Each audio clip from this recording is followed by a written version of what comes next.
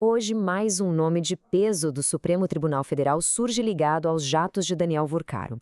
E para a gente conseguir entender as complexas táticas por trás de notícias como esta, que parecem espalhar a culpa para salvar um alvo principal, bom, inscreva-se no nosso canal. Ok, vamos mergulhar nisso. A grande notícia do dia é essa.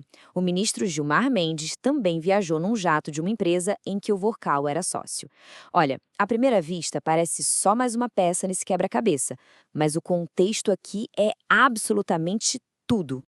Então, os fatos que foram apresentados são esses bem diretos, uma única viagem lá no começo do ano, depois de um evento de família. A justificativa foi que ele aceitou uma carona e a defesa dele afirma que não tinha conhecimento nenhum da ligação da aeronave com o Vorcaro. Parece um caso bem isolado, né? Mas para entender por que essa notícia que parece menor surge justo agora, a gente precisa olhar para o verdadeiro olho do furacão.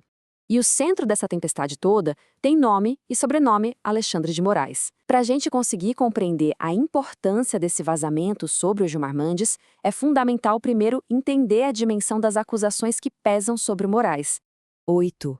Esse é o número de voos que o Alexandre de Moraes teria feito em aeronaves ligadas ao Vorcalro. E o ponto crucial aqui, segundo as denúncias, é que as datas desses voos coincidem com encontros entre os dois. Isso sugere uma relação contínua, próxima, bem diferente de um evento isolado. E aqui entra o elo financeiro. 129 milhões de reais. Esse é o valor do contrato entre o grupo do Vorcaro e o escritório de advocacia que já foi do Moraes. Um valor que, se a gente compara com outros contratos do escritório, que ficavam ali na casa dos 6, 10 milhões, nossa, se destaca de uma forma astronômica. E claro, isso levanta muitos questionamentos sobre a natureza dessa relação. E chegamos ao ponto-chave de tudo.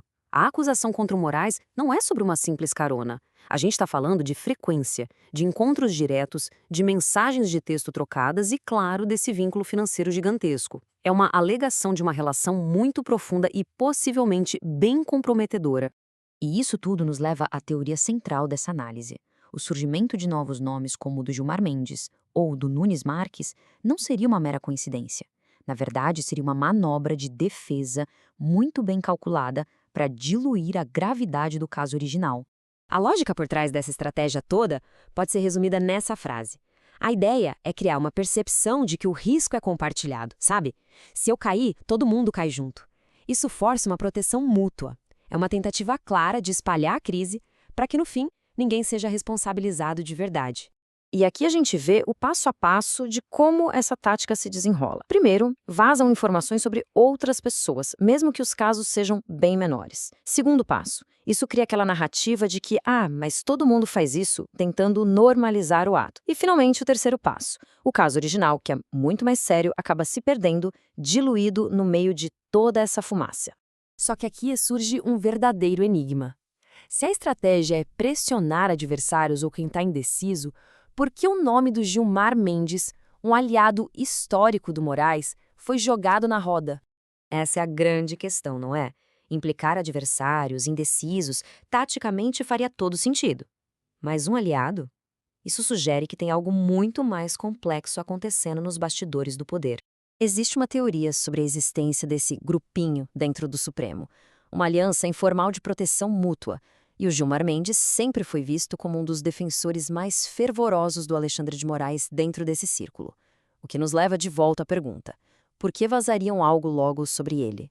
A hipótese que começa a surgir é a seguinte: com a escalada das denúncias, o caso do Moraes pode estar ficando tóxico demais até para os aliados mais próximos. O silêncio recente do Gilmar Mendes, que antes defendia o Moraes publicamente, poderia ser um sinal de que ele está, talvez, reavaliando esse apoio. Isso aqui ilustra de forma brilhante a possível intenção por trás do vazamento. Não seria um ataque, mas sim um lembrete. Uma forma de dizer, olha, lembre-se, você também usou o jato. Você está com a gente nisso. Nem pense em abandonar o barco agora. É uma jogada para garantir a lealdade de um aliado que talvez estivesse pensando em pular fora.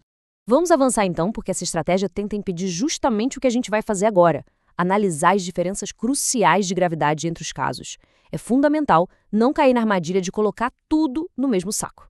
Esse quadro aqui deixa a distinção muito, muito clara. De um lado, o caso Moraes, alta frequência, contexto de negócios, um vínculo financeiro milionário e comunicação direta. Do outro lado, casos como o do Mendes, que se resumem a um único evento, uma carona, sem nenhuma conexão financeira direta aparente. São realidades assim completamente distintas. E essa citação, vinda da análise original, resume a situação de forma perfeita. Mesmo que se considere a carona do Gilmar Mendes um erro, a escala é simplesmente incomparável. A estratégia do mesmo barco tenta fazer um erro pequeno parecer do mesmo tamanho de um erro monumental. E há essa nuance que não pode ser perdida de vista. E a gente termina com essa reflexão. O caso sugere que, em batalhas políticas de altíssimo risco, as linhas entre amigo e inimigo podem ficar muito, muito turvas. A lealdade pode ser testada e reforçada de maneiras inesperadas, transformando até os aliados mais próximos em peças de um jogo muito, mas muito maior.